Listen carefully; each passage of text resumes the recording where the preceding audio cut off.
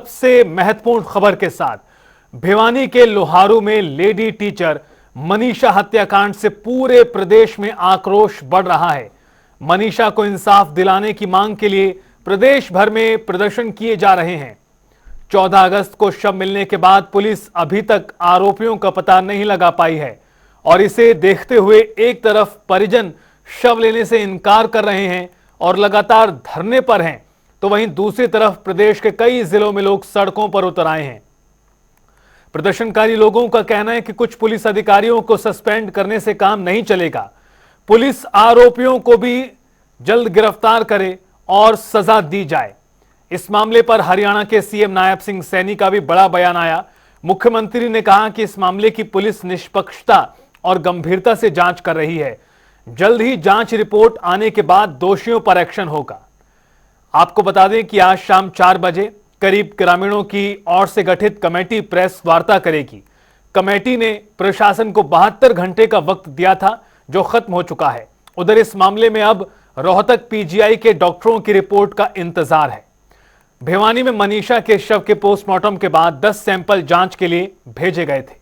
Bhiwani civil अस्पताल के बाद पीजीआई में 3 डॉक्टरों के पैनल ने मनीषा का दूसरी बार पोस्टमार्टम किया। इस केस में पीजीआई और मधुबन एफएसएल की रिपोर्ट अहम साबित हो सकती है।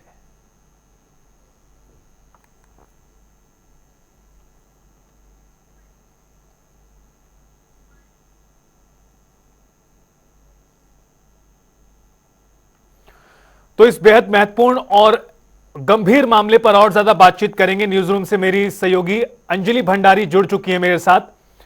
अंजलि, बेहद गंभीर मसला, ऐसा मामला जो सिर्फ भिवानी का नहीं बल्कि पूरे प्रदेश और देश का बनता जा रहा है।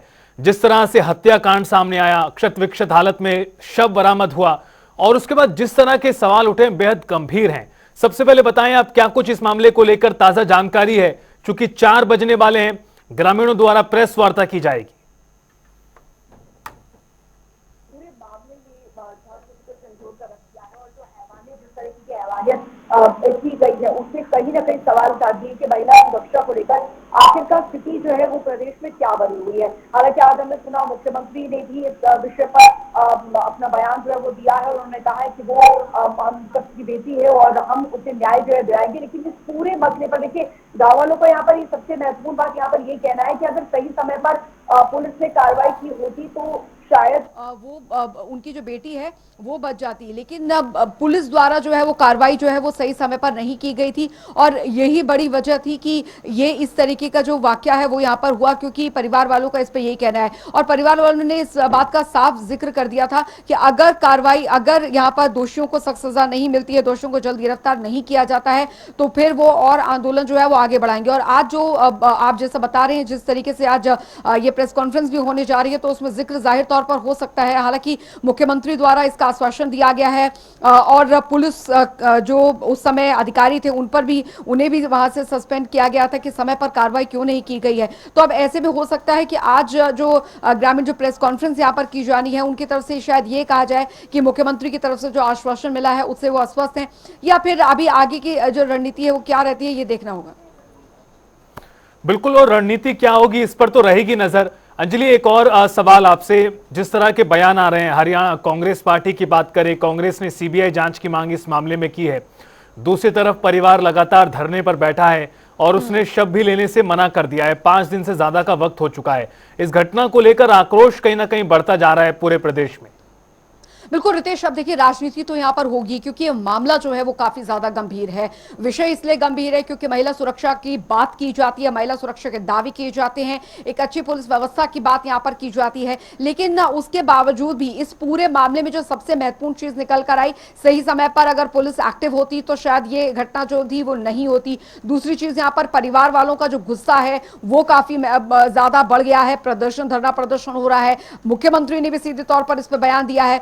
महिला आयोग अध्यक्ष जो है वो लगातार पुलिस के संपर्क में बनी हुई है, लगातार उनके भी बयान सामने आ रहे हैं। लेकिन अब इसमें जो पॉलिटिकली जो सिनेरियो है वो ये निकल कर आया है कि अब महिला सुरक्षा को लेकर सवाल उठेंगे सरकार पर, जो विपक्ष द्वारा ये सवाल जो है वो उठाए जाएंगे कि जिस प्रदेश में बेटियों की बात, बेटियों को पढ़ाने की बात की जाती है, वहां पर इस तरीके से निर्मम उसकी हत्या की जाती है। क्योंकि अभी जो रिपोर्ट है वो यहाँ पर आने वाली है, उस रिपोर्ट के माध्यम से पता चलेगा कि आखिरकार उसके साथ क्या हुआ था, क्योंकि बहुत ही बेरहमी से उसकी हत्या की गई और खेत में जो था वो शव जो है वो मिला है। तो जाहिर तौर पर अब विपक्ष पूरी तरीके से हमलावर है कि किस तरीके से सरकार को महिला सुरक्षा के नाम पर घेरा जाएगा। हालांकि इस पूरे मामले ने एक बार फिर से शर्मसार कर दिया और सवाल यहां पर उठाए हैं कि प्रदेश में वाकई क्या बेटियां सुरक्षित है, और अगर सुरक्षित हैं तो आखिरकार जो परिवार का कहना है, क्योंकि परिवार ने सबसे पहले आरोप यही लगाया है कि हमने पुलिस को इसकी सूचना दी थी लेकिन पुलिस ने समय रहते कार्रवाई नहीं की और इस मामले को काफी ढीले तरीके से लिया, और यही वजह थी कि 2 दिन बाद जो है वो शव जो है वो मिला है। लेकिन इस पूरे मामले में अभी तक ये समझ नहीं आ रहा है कि आखिर किसने ये इस वारदात को अंजाम दिया है, क्योंकि उनकी जो बेटी थी वो घर से निकली थी और उसके बाद जो कुछ हुआ परिवार वाले उससे स्तब्ध हैं। लेकिन अब प्रदर्शन किया जा रहा है सरकार की तरफ से, प्रदेश के मुखिया की तरफ से आश्वासन यहां पर मिला है कि जल्द से जल्द इस पर कार्रवाई होगी। लेकिन दूसरी तरफ अभी परिवार वाले अभी भी इस बात पर अडिक्ट हैं कि जल्द से जल्द जो दोषी हैं उन्हें पकड़ा जाए, उन्हें जेल के सलाखों के पीछे डाला जाए। और दूसरी तरफ अब जो पॉलिटिक्स है वो इस पे इसलिए होगी क्योंकि लगातार विपक्ष जो है वो इस पर अड़ा हुआ है कि देखिए कार्रवाई तो यहाँ पर हो रही है, जल्दबाजी पर पुलिस प्रशासन पर भी जो सस्पेंशन है, जो अधिकारी थे उस वक्त उन पर कार्रवाई की गई। लेकिन अब सवाल यहां पर यह उठ रहा है कि जब बेहतर पुलिस व्यवस्था की बात जो सरकार करती है या प्रदेश में महिला सुरक्षा की बात करती है, वो महिला सुरक्षा कहां है। और इतना बड़ा, इतना एक आप इसे कह सकते हैं कि जो हालत वो शव की थी, जिस तरीके से हालत थी, वो एक निर्भया हत्याकांड मामले से भी एक उसको उजागर करती है कि उस तरीके की स्थिति जो है उसके साथ वहां पर की गई थी। तो जाहिर तौर पर रितेश, कुल मिलाकर देखा जाए तो अब ये मामला जो है वो एक तरीके से बहुत ही निसंस हत्या की बात यहां पर निकलकर सामने आ रही है। अब देखना यहां पर ये होगा कि किस तरीके से पूरा जो पॉलिटिकली है इसे डेवलप किया जाता है। हालांकि सरकार लगातार, क्योंकि मुख्यमंत्री खुद परिवार से मिलने पहुंचे थे, कैबिनेट मंत्री श्रुति चौधरी वहां पर पहुंची थी, परिवार वालों से मुलाकात की, आश्वासन दिया है कि जल्द से जल्द जो है वो कार्रवाई की जाएगी। लेकिन अब देखते हैं यहाँ पर लगातार बयान भी यहाँ पर सामने आएंगे कि आखिरकार महिला सुरक्षा के जो दावे वायदे प्रदेश में किए जाते हैं उसके बावजूद भी अगर बेटियों की हालत प्रदेश में ऐसी बनी हुई है तो आखिरकार न्याय की गुहार लगा रहे जो परिवार है उन्हें न्याय कब तक मिलता है और दोषी कब तक सलाखों के पीछे उनका रखा जाता है। रितेश जी बिल्कुल, सबसे गंभीर सवाल कि आखिरकार कब होंगे आरोपी सलाखों के पीछे। बहुत शुक्रिया आपका अंजलि, खबर पर बातचीत और जानकारी के लिए। तो तस्वीरें आपको दिखा रहे हैं अलग अलग इलाकों की, किस तरह से नौजवान यूथ प्रदेश का सड़कों पर उतरा है और इस घटना को लेकर एक तरफ अपना आक्रोश दर्ज कराया है, अपना गुस्सा दिखाने का काम किया है, तो साथ ही साथ इस मामले में कार्रवाई की भी मांग तेज हो रही है।